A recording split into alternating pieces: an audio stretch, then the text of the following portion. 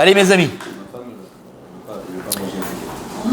on va essayer de répondre à une question que pose le Rav Dessler.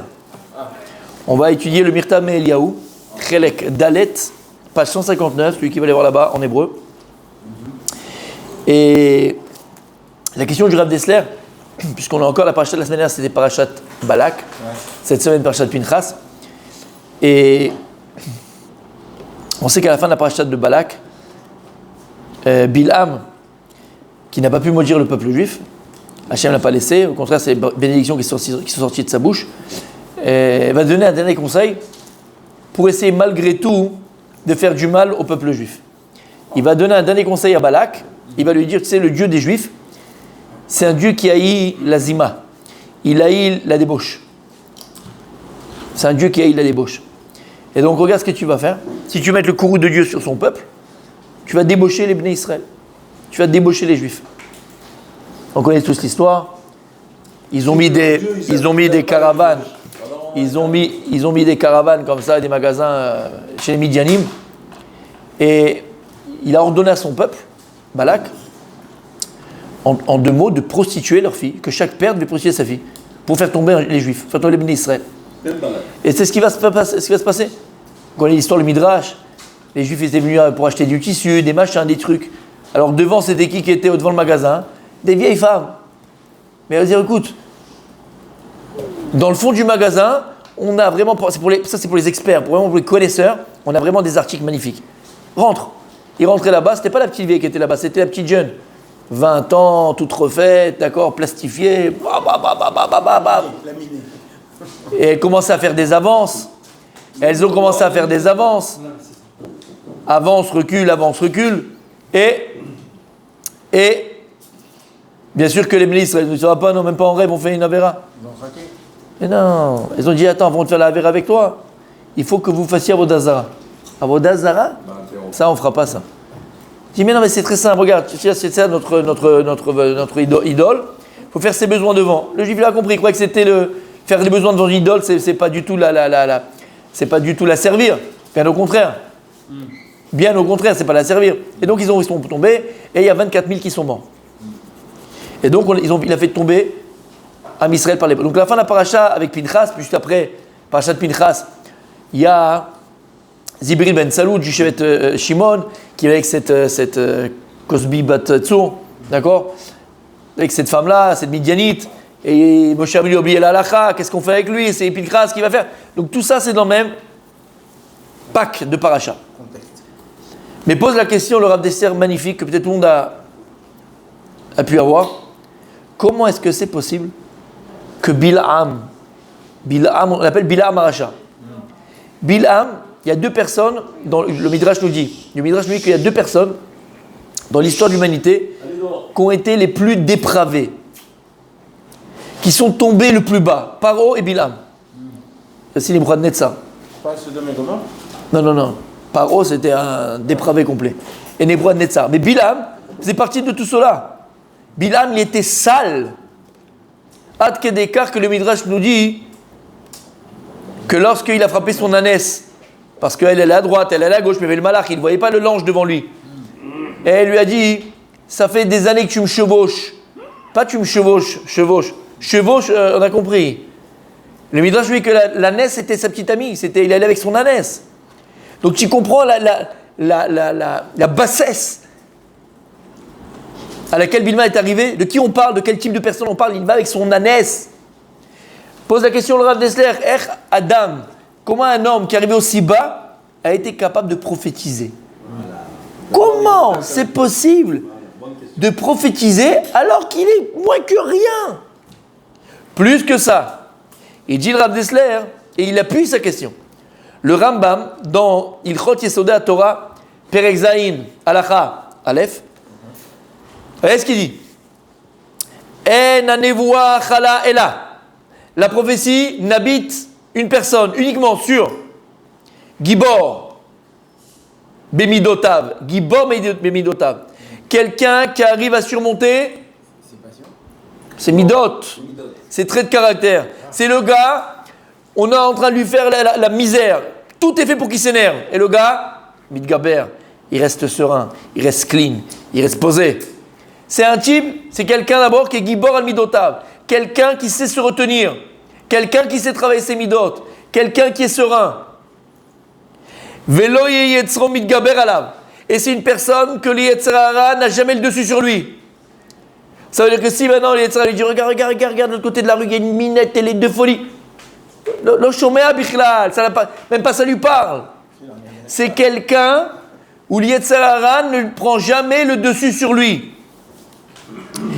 Et là, Oumid Gaber Bedato al Yetzro Tamid. Et là, c'est lui qui prend toujours le dessus sur son Yetzer Hara tout le temps. Alors, si maintenant,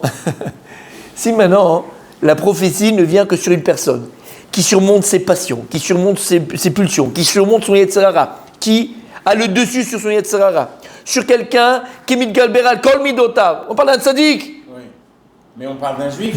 Le méchané. Le méchané qui on parle pas d'un juif. D'accord. Il y a aussi la névoie chez les Géouïm, ça existe. Attends. Bilam, il allait avec son ânesse. Il n'y avait pas pire que Bilam dans la touma, dans la pureté, dans la saleté. Alors, là, on ne parle pas. Et comment il a eu tout ça? Là, on ne parle pas de vision. Là, on parle de névoie. Là, on parle de prophétie. Si tu me parles maintenant qu'il faisait de la sorcellerie et qu'il a fait des marabouts de ficelle, animévin. Là, ici, la Torah, elle parle que ponctuellement, qui belle névoie mais Hachem. Ponctuellement, il a reçu une névoie de Dieu. Et le Rambam, tu ne me dis pas ça. Il faut être saddi, il faut être kadosh, il faut être tahor. Parce que j'ai pas dit qu'il dit il faut être tahor, il faut être kadosh, il faut être saint, il faut être pur, il faut être. C'est un poète celui-là, c'est un poète. Ah, peut-être qu'il est C'est un poète. impur qu'il a gagné l'autre. Alors ça c'est pas la sorcellerie. Là, on parle donc, que je répète, de névoie. Il a une névoie d'Hachem. Comment Hachem il va parler à un type aussi pourri, aussi un type aussi sale? Comment c'est possible? Même la nuit, le jour, à demi, un peu, il a parlé. Ok.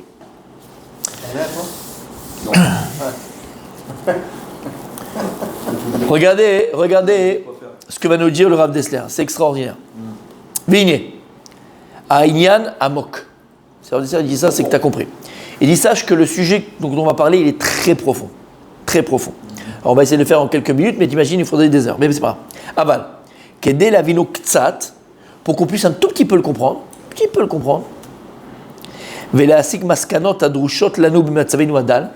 Et pour que nous puissions tirer des enseignements et des conclusions qui vont s'adapter à notre situation à nous d'aujourd'hui. Tsarich ladat sheyesh pnimiut v'yesh pnim depnim. Et ça, c'est un Rav Dessler qui est yesodi. Je vais répéter. Et c'est un Rav Dessler qui est yesodi, mamash très important. Il explique comme ça. Dans l'homme, il existe deux entités, si on peut exprimer ainsi. Il y a le pnim et pnim depnim. Mais je vais rajouter, à part pnim et pnim depnim, on a autre chose. J'ajoute un troisième, je ne parle pas parce que ce n'est pas le sujet, mais je le dis. On a la chitzoniut. L'homme, la première chose, on va dire, avant d'arriver à toi, d'abord, avant d'arriver à Rabbi Abraham, parce qu'il y avait Yann dans ma tête, je ne voulais pas dire Yann. D'accord? Avant d'arriver à Rabbi Abraham, je dois arriver d'abord à quoi? À ta chitzoniut. C'est quoi ta chitzoniut? Ton extériorité. T'es en forme, j'aime bien ça pour l'instant. Ton extériorité. Pour l'instant, je me fie à ce que je vois. D'accord? Je vois un type bien, la barbe bien faite, bien coupé les cheveux, qui se porte une belle chemise, qui est machin, je me fie à. Je ne sais pas. Ça dit, regarde, j'ai pas voulu mettre le doigt dessus, d'accord? Mais au départ, quand tu vois quelqu'un, à quoi tu te fies? À son apparence, Fataloma Kiroto. Tu ne le connais pas, tu ne sais pas qui il est, tu vois l'extériorité. Et on a tous un chitzon bien différent, d'accord? Toi, tu as un style décontracté, mais aussi élégant. Lui, il va avoir un style un peu, je dis au hasard, je n'ai pas dit toi, mais toi. L'autre, il va avoir un style sportif. L'autre, il va avoir un style un peu ancien. L'autre, il va avoir un style un petit. Je vais au hasard, tout est ancien. Tout est au hasard. D'accord? C'est bon ou pas? Donc, d'accord, d'abord, c'est chitzoniut. Et la chitzoniut, l'homme, il est chitzoni. Yesh lo chitzon, c'est la chitzoniut. Et ça, en français, ça s'appelle aussi. C'est vrai que c'est ce qui est extérieur, l'extériorité, mais c'est le superficiel. Parce qu'en vérité, ce qui est extérieur à toi, c'est superficiel. Parce que, et on est dans une génération d'ailleurs du superficiel, on ne juge les autres uniquement par la chrétienté. On ne va pas chercher qui il est vraiment au fond. elle a de belles lèvres, elle a un beau sourire, et là, elle s'est refait la mécanique en haut, en bas, sur les côtés. Eh ben pour moi, c'est bon, elle est magnifique cette femme-là. Je vais faire ma vie avec cette jeune fille, faire ma vie avec cette fille. Elle est magnifique, elle présente bien. Tu n'as pas été chercher plus loin que ça, tu vas te la manger. On a compris? Aval, ça c'est d'abord, on appelle ça le superficiel. Alors je ne vais pas rentrer dans ce détail-là où Rav Dessler aussi parle de l'importance du superficiel, de l'extériorité en tout cas, mais ok. Après il dit attends, ça c'est vraiment ce qui est le plus éloigné de toi, c'est pas toi, ton extériorité c'est pas toi, ok? Même s'il doit devenir toi, mais on a compris.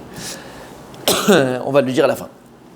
Maintenant au niveau de la personne, au niveau de ton être, au niveau de toi maintenant, du moi, ce qu'on appelle le ani, ce qu'on appelle l'ego, ce qu'on appelle comme tu veux, mon ani, mon moi. Il y a ce qu'on appelle pnim. Pnim, c'est ce que tu as à l'intérieur de toi. Ça veut dire ton caractère, ta façon de penser, ta façon de parler, ta façon d'agir, ta façon d'être, tes valeurs, les valeurs que tu as, toutes les choses qui sont importantes pour toi dans la vie. Ça, c'est le pnim. Ça veut dire que je t'ai vu extérieurement, je vais commencer à discuter avec toi, mais comme, alors, plus facilement s'il y a des jeunes et des jeunes filles et des jeunes hommes qui nous écoutent, Bezrat Hashem, qui nous écoutez, important pour un chidour. Alors au début, extériorité. Physiquement, il y a une petite attirance, il me plaît, il n'y a pas d'amour. L'amour il se construit, mais il y a une attirance. Il est mignon, elle est mignonne, il me plaît, il y a quelque chose. Oui ou non? Ok. Mais après tu vas t'asseoir et tu vas discuter. Et tu vas essayer de gratter ce qu'il y a à l'intérieur. C'est quoi ses valeurs? Est-ce que quand je suis en Israël, je mange kasher et quand je suis en France, je mange McDo, le poisson, ou pendant des vacances? Ani l'audace ce qu'elle fait, où je mange pas cher. D'accord? Ça c'est le prime. Quelles sont tes véritables valeurs? Est-ce que tu es un coffre? Est-ce que tu es un singe? Est-ce que tu es un perroquet? Est-ce que Béhémet, tu as des valeurs de Torah? Est-ce qu'il y a des valeurs de judaïsme? Des valeurs de vie, Bichlal? Est-ce que tu es un Ben Adam? Est-ce que tu es une femme avec un grand F? Tu comprends? Des valeurs de vie, honnêteté, d'accord? Et toutes ces droitures et toutes ces choses-là. Ça, c'est le pnim. Le pnim, c'est ce que tu es à l'intérieur. Et ce que tu es à l'intérieur, il y a deux choses qui ont fait ce que tu es. C'est ton éducation et ton apprentissage. C'est tout. Ton éducation, ce que tu as reçu de tes parents, qui fait ton plim, et ça c'est le début, c'est comment on appelle ça, ton pédigré. Et tu as après ton apprentissage de la vie. Les copains, les copines que l'extérieur, les profs, les machins, les trucs, ta vie et tout. Ce que tu as appris d'ailleurs. Ça forme ton pnim. C'est ce que tu as à l'intérieur. On a compris ce que ça veut dire? C'est le pnim. Ok. Et rajoute le Rav Dessler, yesh pnim, yesh pnim des pnim. Il y a ton intériorité et il y a l'intériorité de ton intériorité. Oublie, on parle au niveau psychologique. On n'est pas du tout au niveau neshama, au niveau psychologique de l'homme.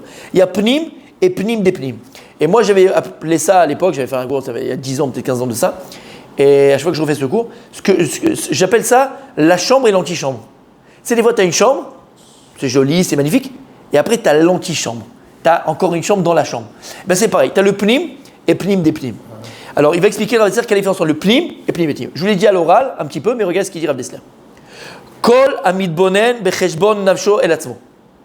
Rien que les phrases du Rav Dessler, c'est du miel. Kol amidbonen becheshbon nafsho el atzmo. Tout celui qui va commencer à réfléchir sur cheshbon nefesh, et il va faire.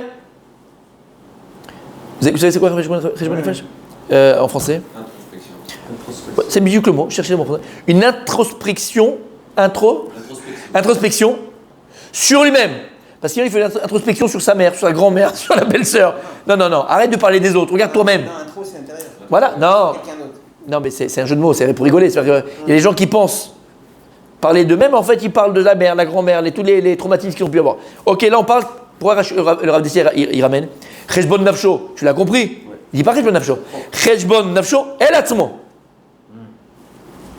Parce que des fois, tu essaies de réfléchir, mais tu réfléchis sur les autres, pas sur toi.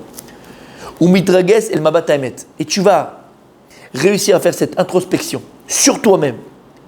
Et tu vas te concentrer sur une vision émette, juste et vraie de ce que tu es véritablement. Vers quoi tu tends véritablement. Quelles sont tes véritables volontés. Ce qui te définit véritablement. Arezé prina shel plimiut. Ça s'appelle plimiut. Quand tu vas réussir à faire une introspection sur toi-même, à penser à toi-même, à ce que tu es véritablement, de façon juste et vraie, pas faire le mytho comme on essaye de faire nous. Mais je sais pourquoi elle s'énervait, ce soir, Bémet, pourquoi elle s'énerve en général? Je suis gentil avec elle, je la gâte, je suis machin, Bémet. Non, là t'es un mytho. Parce que tu sais très bien qu'elle sait ça, que tu la gâtes, que ça elle sait. Qu'est-ce qu'elle te reproche? Arrivé à 8h, on avait 17h. De ne pas être assez présent. Ça, tu ne veux pas le voir.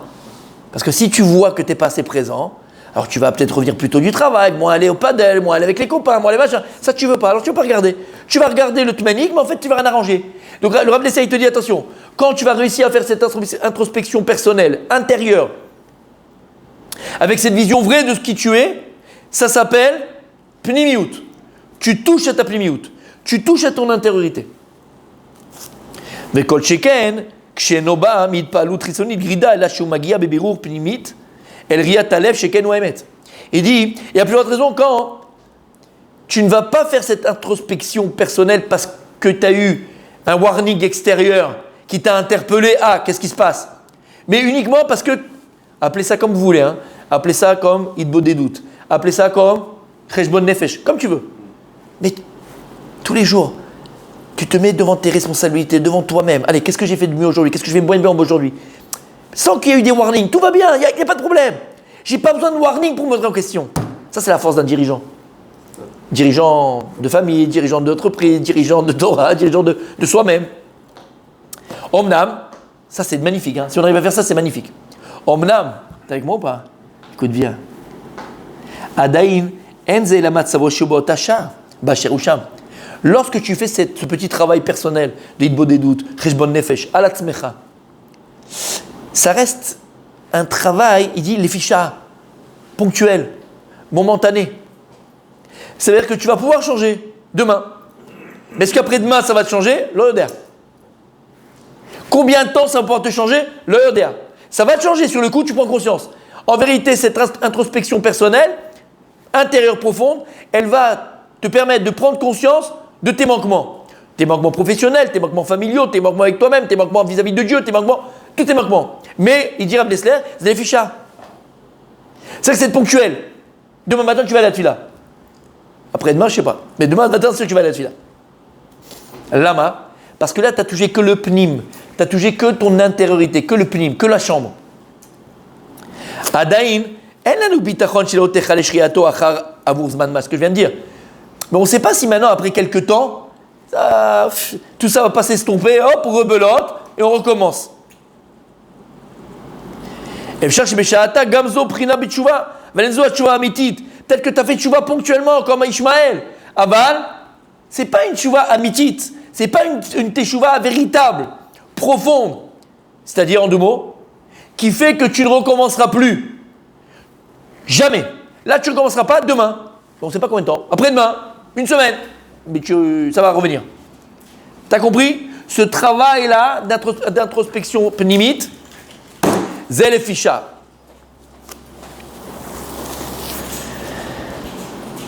Alors, c'est quoi maintenant le deuxième shlav? Deuxième étape. Beaucoup plus profonde. Dargad pnim de pnim. Là, c'est quand tu vas atteindre l'antichambre de ton intériorité. C'est plus la chambre, c'est l'antichambre. Pnim de pnim. L'intériorité de ton intériorité. On a en nous ces deux notions-là. Dagat pnim de pnim, ireya choderet balev. Quand tu vois véritablement ta situation spirituelle, psychologique, pnim de pnim, tu vas toucher à cette antichambre, il dit, c'est une vision que tu vas avoir de toi-même qui va être capable, l'ardor balev. C'est quoi l'ardor? C'est de cheder, de pénétrer. De pénétrer. Cheder, c'est un cheder. En fait, l'ardor, c'est aussi pénétrer. D'accord? L'ardor, c'est pénétrer. C'est méchant de cheder. Parce que qu'est-ce que tu fais quand tu rentres dans une chambre? Tu pénètres dans une chambre. Donc il dit, l'ardor balev. C'est-à-dire que tu vas pénétrer le cœur. Prinat, charut ala luchot. Comme il disait Chachamim, que la Torah doit être charut. Les tables de la loi, elles étaient écrites charut, gravées sur la pierre. Charut ala luchot, luchot alev. C'est que cette vérité-là. Ah, voilà, mon tzaddik. Cette vérité-là que tu vois, là, au moment où tu l'as vue, sur toi-même, tu ne vas pas simplement la laisser dans ton pnim, dans ton intériorité. C'est une bonne réflexion que je viens d'avoir. Tu vas la graver dans ton cœur. Et la différence entre la savoir simplement, mais la graver dans son cœur, c'est que tu ne bougeras plus de cette vérité. Quoi qu'il arrive, Je donne un exemple un peu bateau, mais je l'aime bien cet exemple.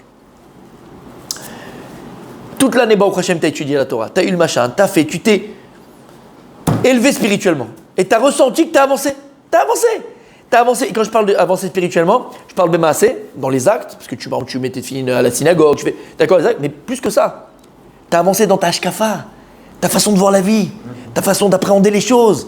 Et c'est ça la Torah. Toute l'année, et puis, mais tu t'es renforcé sur plein de choses. Arrive l'été. Ah, Acapulco. Acapulco. Ah bah oui. Alors toi, tu étais là sur le coup, t'as machin, tu étais au mois de juin, pas encore juillet, parce que juillet, t'étais... Bon, au mois de juin, c'est dit, cette année, ça y est, c'est la bonne. Enfin, c'est la bonne. Tu vois de que je parle. D'accord. C'est la bonne cette année. C'est fini. Plage mixte, machin, les trucs, les speed sirènes, les strings, machin. C'est fini. T'as compris. Mais Bémet, je parle de quelqu'un pnimi, pas que t'as machin, pnimi. C'est pas extérieur. Pas un warning. Tout seul, chez toi, t'étais sur le balcon, tu dis, c'est quoi? Kadash Baruch Bémet, je comprends la gravité, je comprends le machin, je comprends tout ce que tu veux. Ok, magnifique. 1er juillet, on passe devant la mer à Cannes. Je dis, chérie, il n'y a pas une petite crique qu'on peut trouver quelque part? Chérie, à Cannes, c'est difficile de trouver des criques. Il y a des craques, mais pas des criques. Bon, premier jour, ils arrivent à trouver un petit bout une petite flaque quelque part. Deuxième jour, il fait beau, le soleil. Il va baisser, il en peut plus. Il dit, mais c'est pas grave, les vacances quand même, j'ai payé comme ça 3 semaines. On va faire 3 semaines, je vais comme ça gâcher mes vacances à Cannes. Troisième jour, son copain Norbert de Paris qui arrive en plus. Ah, je blesse sur la case, machin. Quatrième jour, il est déjà à la plage, c'est fini, tout est fini. Il a eu cette route, il a eu une petite chouva. Aval, c'était Biplim. Si maintenant, mon tzaddik, Aïta, tu étais là avant les vacances, et ben, tu as réussi à pénétrer par cette vérité-là. C'est quoi cette vérité qui est dans ton cœur? Pnim des pnim, cette antichambre. Et tu as gravé cette vérité dans ton cœur. C'est que ça ne te parle même plus. Tu y penses même pas. C'est fini. Et je lui donne un exemple. Est-ce que ça te viendrait à l'esprit? Dis-moi la vérité, d'accord? Dis-moi la vérité. Est-ce que tu as à l'esprit, Bémet, depuis, je sais pas, Shabbat d'allumer la lumière et de dire, oh, j'ai envie, tu vois l'interrupteur, tu baves, hein? Non, tu as des halama. Parce que Shmirat Shabbat pour toi, c'est dans le pnim du pnim. Chadarta et zebalev. Tu l'as gravé dans ton cœur. Ce que tu as gravé dans ton cœur, mon tzaddik, c'est pas shoot pour toi. Il n'y a même pas de guerre. T'es les malas. Qu'est-ce qu'il a dit le Rambam? C'est le Rav Dessler? Midgalber al Yetzron. T'es au-dessus de ce Yetzerara, il ne parle pas. Il n'y a même pas de séduction sur ça. Tu as des halama. Toutes les choses que tu as réussi à pénétrer, graver dans ton cœur, ça c'est une chouva amitit. Tu as touché le pnim du pnim. Et là, ce qu'il dit, il termine, et il continue. Aïnou sha'emet osene kamim vulashim beluchot alev. הרמח"ל כתב ברש מסיעת ישרים, שיתברר ויתאמת אצל האדם מה חובו בעולמו. Il a dit le Ramchal, un homme il doit arriver à que soit pour lui clair et vérité les obligations qu'il a dans ce monde-là, tes responsabilités. Itbarer veitamet. Pourquoi il dit itbarer veitamet? Que soit clair et vrai. Bah, dis-moi c'est vrai ou c'est clair? Bah, c'est pareil, non? Non, il dit Rav Dessler, vitbarer, que soit clair. Tu as des fois hop, c'est clair. Et tu dis d'ailleurs, on le dit très souvent, tu dis, bah, c'est clair que c'est pas bien de faire ça, c'est clair. Et tu le fais quand même. Parce que c'est clair, mais tu n'arrives pas. Aval, quand c'est clair et c'est vrai en toi, clair c'est que c'est pnim, tu as compris quelque chose, mais tu ne le vis pas encore. Aval, que maintenant c'est vrai en toi. À ce moment-là, mes tzadikim, tu as touché le pnim du pnim, tu as touché l'intériorité de ton cœur. Et il dit, alors c'est quoi pnim des pnim? C'est quoi l'intériorité, l'antichambre? Shadvarim meumatim letzim legamre. Ce que je viens de dire maintenant. Il a dit que c'est que maintenant les choses nous correspondent à 100%. Ça veut dire que tu fais un avec ton savoir. Tu fais un avec ta connaissance. Pourquoi quand on connaît des choses mais on ne les applique pas? Parce qu'on n'est pas 100% dans notre connaissance. Donc on ne le sait pas. Quand maintenant la chose te correspond à 100% en fonction de ce que tu es véritablement, c'est fini. C'est fini. Shabbat, je t'amène ici, tu as ici du jambon. Tu vas le manger le jambon. Même pas en rêve, lama. Parce que la cache-route, c'est gravé dans ton cœur. C'est fini. Tu as atteint le pnim des pnim. Alors maintenant, en quoi, et où est le rapport avec Bilam? Écoutez ce qu'il y a, c'est merveilleux. On va tirer un moussard pour nous. Omer Rav Dessler. En lecha rasha shenu mesugal mipam lepam lirot ezo nekuda shel emet. Il n'est pas un impie dans le monde, quelqu'un fait d'avérote, un impie dans le monde, qui n'est pas capable au moins une fois dans un an, dans 2 ans, dans un mois, dans une heure, un moment de sa vie, de voir la vérité. Ça n'existe pas. Alors il amène dans un autre endroit, Rav Dessler, il dit pourquoi? Parce que le sceau d'Akadosh Baruch Hu, Shem, il a un sceau, la Gemara, mais cette Shabbat, il dit que Dieu, il a un sceau. Mais alors les rois, Bassavatam, les Avdil, ils ont aussi un sceau. Quand je voulais une signature, et la Gemara dans Masat Shabbat dit quelle est la signature de Dieu? Tu vois la signature de Dieu? Emet. Et la Gemara dans Shabbat elle dit qu'avant que le bébé il sorte du ventre de la maman, qu'est-ce qu'il fait Kadosh Baruch Hu? Il prend son sceau, sa signature, et il poinçonne dans le cœur, Emet. Et il dit à Rav Dessler, pourquoi Hachem il fait ça? Il dit pourquoi Hachem il fait ça? C'est un chesed. Pour que n'importe quel juif, même s'il s'éloigne, il sera toujours la capacité de revenir à cette vérité de Dieu. Alors il dit Rav Dessler, il n'y a pas un rachat dans le monde où à un moment donné, il ne peut pas revenir à cette nekudat ha'emet, à ce point-là de vérité, à cette petite lumière de vérité qui est dans son cœur. Comme il y a écrit, il disait les Chachamim, Yodim Reshaim Shedarkam Sheola Ela Shechelev Shel Ksilam. Et il disait les Chachamim que les Reshaim, ils connaissent, ils savent que ce qu'ils font, c'est de la destruction d'eux-mêmes, des autres. Ils savent les Reshaim. Et là, ils sont emportés. Avalem Yodim. Alors Bilam, écoutez bien. Vare Bilam, Alaf kol prituto le maase, et bien que Bilam, il était bas, il était sale, il était dépravé, il était débauché, il était avec son ânesse. Aval teda lecha. Bilam, c'est quelqu'un de très particulier. Aya'ish el asagot gdolot. À côté de ça, c'était quelqu'un qui était capable de penser à des choses très grandes. Aristote, le Rambam, il dit sur Aristote, je n'ai jamais vu, hormis les Chachamim de la Torah, dans le monde des nations, chez les nations, je n'ai jamais vu quelqu'un de plus intelligent qu'Aristote. Comme ça, il dit le Rambam. Et Aristote, on a tous été à l'école. Qu'est-ce qu'il a dit à ses élèves? Faites ce que je dis parce que je fais. Quand il a dit ça, quand ses élèves ils l'ont vu à Athènes dans les pubs à 2h du matin avec des girafes et des éléphants et un poisson rouge. Qu'est-ce que tu fais là? Tu nous as appris la place de l'homme dans l'univers, la bonté, la grandeur. Et sortez-les, faites ce que je dis, pas ce que je fais. Vous connaissez l'histoire d'Aristote. Bilam, c'était un grand penseur. Il arrivait à des pensées sur l'homme philosophique, mais énormes. C'est vrai que la Torah, attention de rendre la Torah philosophique. La Torah, c'est pas de la philo. Question de la Torah et la philosophie n'engage à rien. La Torah, elle t'engage. C'est que la philosophie, tu peux penser des choses extraordinaires et côté ça, être un animal. C'est pas grave. La Torah, je te demande, pense moins, mais fais plus. Ça, oui. Mais non, pense. En tout cas, elle t'engage. Tes pensées t'engagent. Ton savoir t'engage. Tes connaissances t'engagent. Alors, Bilam, c'était un grand penseur. À sa god, et puis il arrivait, pas seulement il pensait, il arrivait à des pensées intelligentes. Il pensait le monde.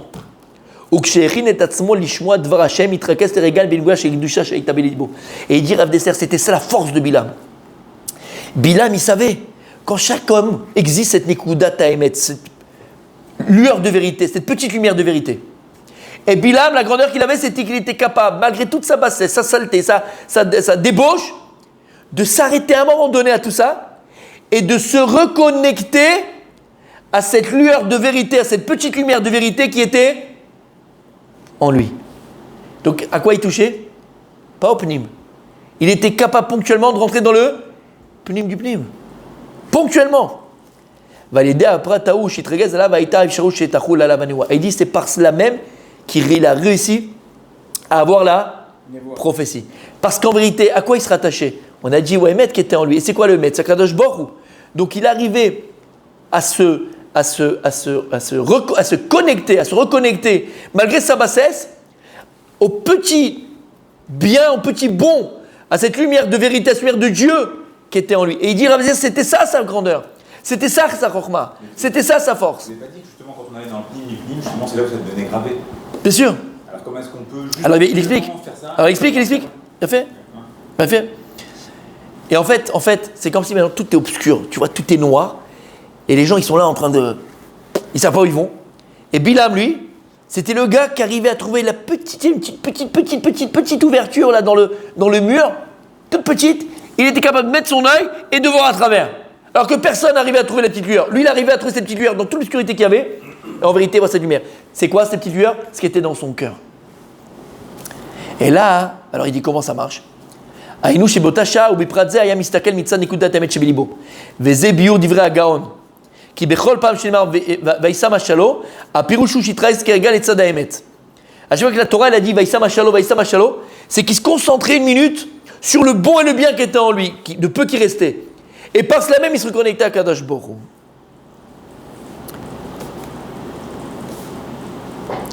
Gishat Bilam, el nekudat haemet, aïta mitzad adin. Pas mitzad chesed, c'est mitzad adin. Vainu, shetidbak nekudat hakaas shemilefanav yitbarach. Donc lui, il voulait par cela même utiliser entre guillemets, pas le courroux de Dieu parce qu'il n'est pas énervé, mais le moment où nous on pouvait énerver Dieu, entre guillemets, pour pouvoir nous maudire.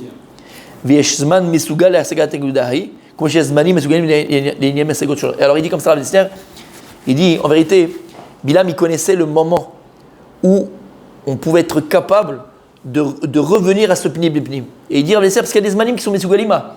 Par exemple, il dit Rabbi Nachman quelque chose de magnifique. Il y a le temps, alors c'est quoi mesugal? Comment on dit mesugal, on va dire en français? Capacité. La possibilité. Apte.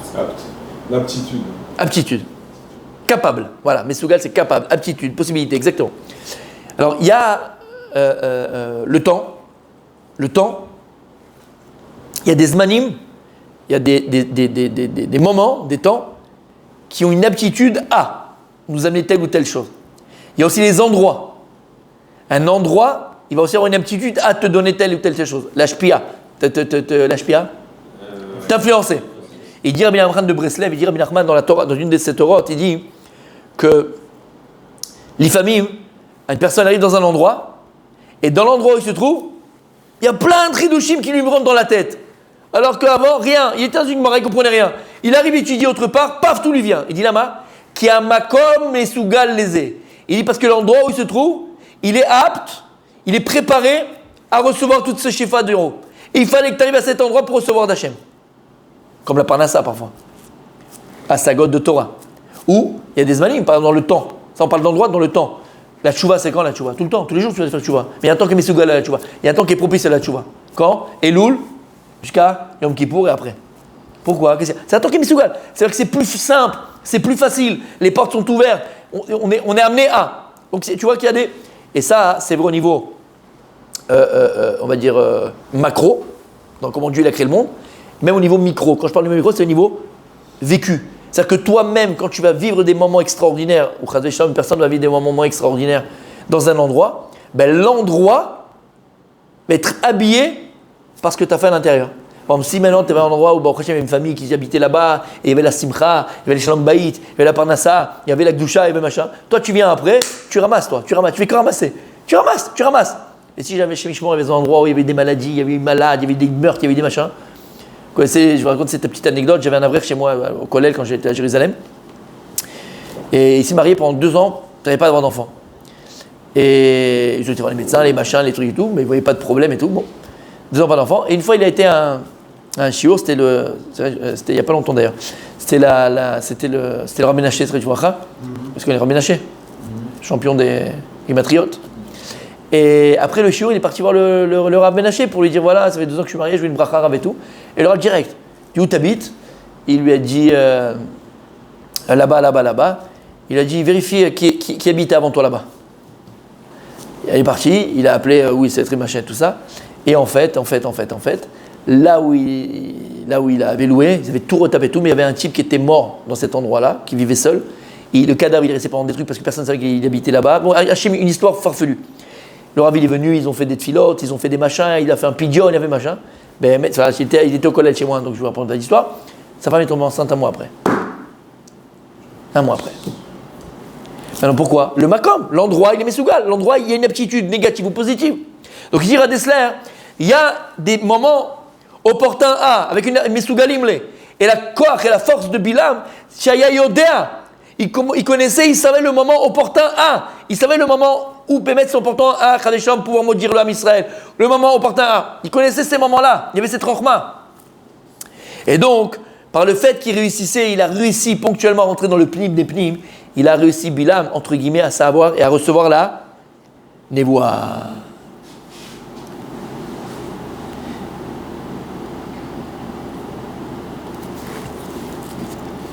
Ok. Une question. Juste, je peux terminer? Ouais. Comme ça, après, on fait les questions et juste termine. On fait le moussard d'aujourd'hui, voilà, c'est ça. C'est une demi-phrase. Et dire à Dessler, hein. Alors, tout ça, d'accord, on a compris comment Bilam, il arrivait à. Alors, le problème de Bilam, c'est que c'était tellement court, tellement. Plus, et même pas il y a ponctuel et il y a court. Éphémère, mais c'était comme une étincelle. Et par cette étincelle, il est arrivé. Finalement, il retombait tout de suite dans cette touma et dans cette impureté. Mais il dit, voilà, qu'est-ce que nous on apprend pour nous aujourd'hui? Qu'est-ce qu'elle va te faire, ce qu'on a appris? Mikan, la madnu, godel, ashava et la lève. Et il dit, regarde là, on apprend l'importance de faire tout revenir au cœur. Tout ce que tu apprends, tu dois l'installer dans ton cœur. Ça veut dire, ça ne va pas rester les connaissances dans la tête. Je connais. Connaître dans la Torah, c'est pas savoir. Connaître, c'est emmagasiner de connaissances. Savoir, c'est vivre en fonction de ce que je connais. Tant que je ne vis pas en fonction de ce que je connais, je ne sais pas. Je connais. Savoir, c'est le vivre. Et comment je vais arriver à le savoir? À Shaval Alev. Et c'est quoi à Shaval Alev? Il dit le Maharal de Prague, le Maharal de Prague, il dit que le Lev, c'est le Merkaz, c'est le centre des volontés de l'homme. Merkaz à Retzonot Shel Adam. Tout est là. Et donc, quand maintenant ton savoir, ta connaissance, tu le descends à ton cœur, c'est-à-dire quoi descendre au cœur? C'est le cœur qui te dit d'agir, c'est le cœur qui te dit de faire, c'est le cœur qui te dit de. Alors, c'est-à-dire que tu vas devenir ce que tu connais. Donc, tu le sais. Et il dit, regarde, il dit, donne apprends l'importance que tout ce que tu apprends, mon tzaddik, laisse pas au niveau simplement d'une connaissance. Applique-le, deviens-le. Qui a l'omed moussar behemet, quelqu'un qui va étudier l'éthique juive. Behemet. Et c'est quoi behemet? Il y en a qui disent pas behemet. Il y en a qui vont te prendre le Rav Dessler ou le Messier Tisharim qui dit c'est marrant. Hein. C'est impressionnant. Ça a été écrit il y a 400 ans, il parle de moi. C'est fou, ça, c'est toutes les bonnes midotes que j'ai. Quoi. C'est moi, gentil, chesed, qui se nerve jamais, c'est bizarre. C'est-à-dire que le gars il apprend, mais en fait il n'a pas compris. Quoi. Et il est là pour réparer, pour arranger, pour s'arranger.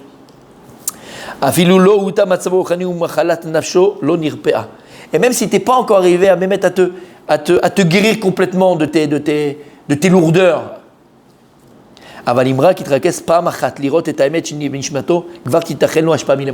mais si regarde, une fois, dans un limoud, dans une gemara, dans un moment de moussard, dans un moment de chiot, tu as une itorérut, tu as un petit éveil, tu as mistakel à la mettre, tu vois une vérité qui est en toi, ça suffit, dit Rav Dessler, pour que de là-haut, on va te donner, mais fois mille, on va te bourrer de tov, on va te bourrer de rouchaniou, de spiritualité, on va te bourrer de lumière de Dieu. De là-haut, il suffit d'un petit éveil.